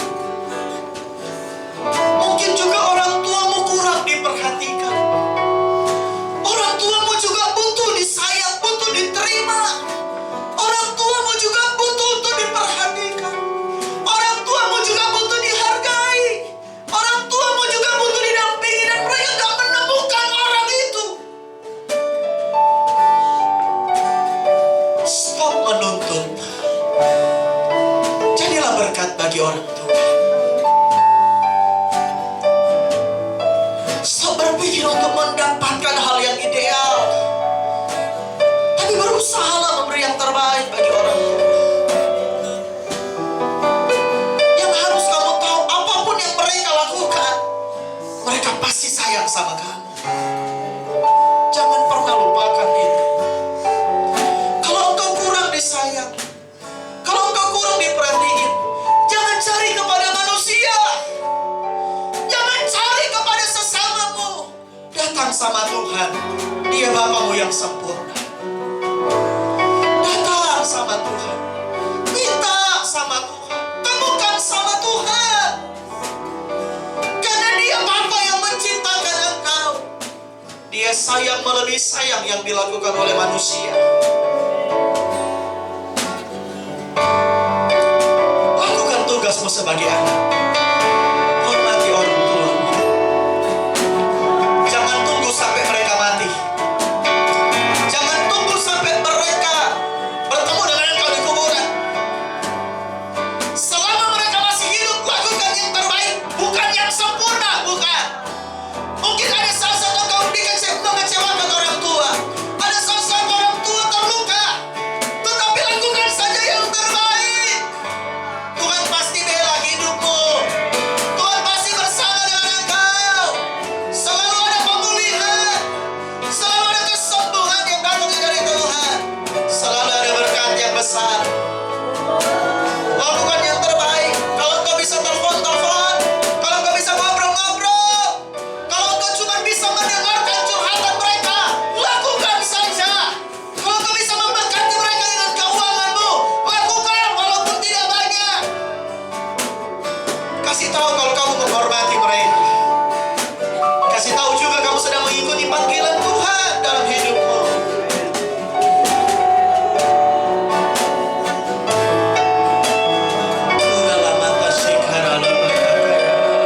Doakan orang tuamu. Berdoa, berdoa saudara. Sebut Papa Mamamu dalam doamu hari ini. Berkati mereka dengan doa. Bapak berkati Papa Mama saat ini. Kuatkan mereka di masa tua. Kuatkan mereka, sehatkan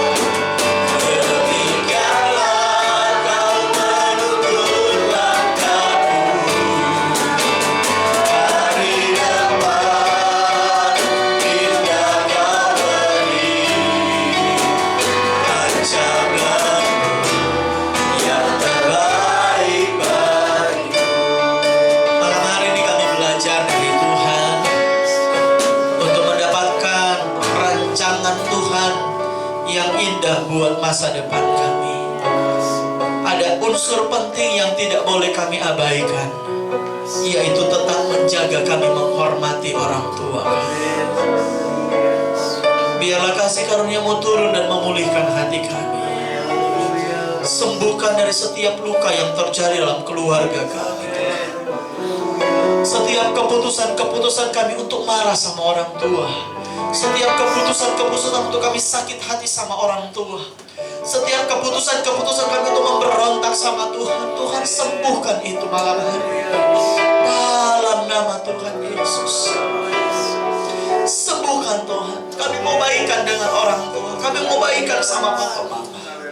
Atau setidaknya hari ini kami memutuskan, kami mau jadi anak baik bagi kedua orang tua kami yang tidak ideal. Kami mau jadi anak baik bagi orang tua kami yang tidak sempurna. Kami mau jadi anak baik bagi orang tua kami yang punya banyak kekurangan.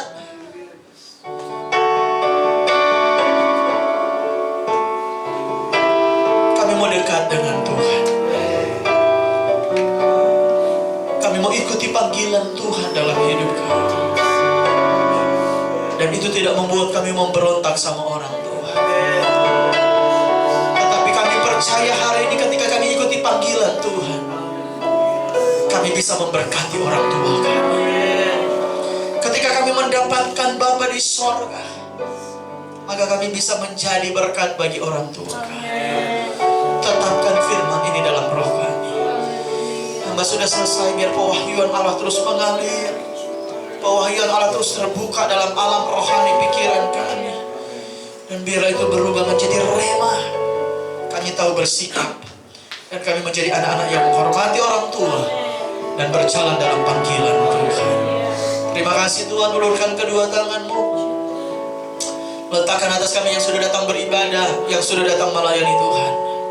Berkat Allah, rohani jasmani Engkau limpahkan, mengalir memberkati kami dengan limpah di dalam nama Tuhan Yesus.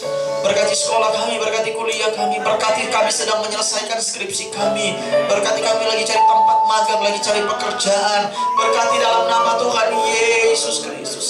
Berkati pekerjaan kami Tuhan, tolong Tuhan, bela, angkat, tinggikan dan permuliakan nama-Mu. Buat kami bersinar di marketplace Tuhan. Tinggikan diri-Mu melalui hidup kami. Angkat dan berkati dalam nama Tuhan Yesus. Kasih perluasan Tuhan, kasih perluasan Tuhan. Berkati Tuhan, berkati Tuhan, berkati orang tua kami, berkati keluarga kami. Terima kasih Tuhan. Hantar umat-Mu pulang sampai di rumah masing-masing dengan selamat yang datangnya daripada Tuhan. Mari angkat kedua tangan-Mu. Dan pada akhirnya saudara-saudaraku, terimalah berkat dari Allah Bapa, kasih sayang, cinta, kemurahan dari Tuhan Yesus, persekutuan, penghiburan, penjagaan daripada Allah Roh Kudus menguatkan kita, meneguhkan kita, membimbing perjalanan kita hari ini sampai Maranatha. Kita menyambut Tuhan Yesus pada saat datang kali yang kedua, masuk dalam kerajaan surga, tinggal kekal selama-lamanya. Tuhan memberkati kita dengan berlimpah-limpah, memperluas daerah kita. Tangan kasih Tuhan menjaga dan melindungi kita dari malapetaka, sehingga kesakitan tidak menimpa kita. Kita berjalan berbahagia bersama dengan Tuhan di dalam nama Tuhan Yesus Kristus. Kita yang dikasihi dan berkati, Tuhan berkata, ayo.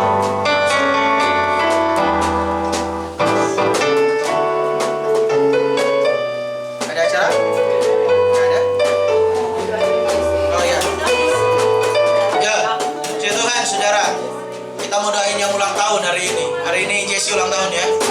Mari maju ke depan.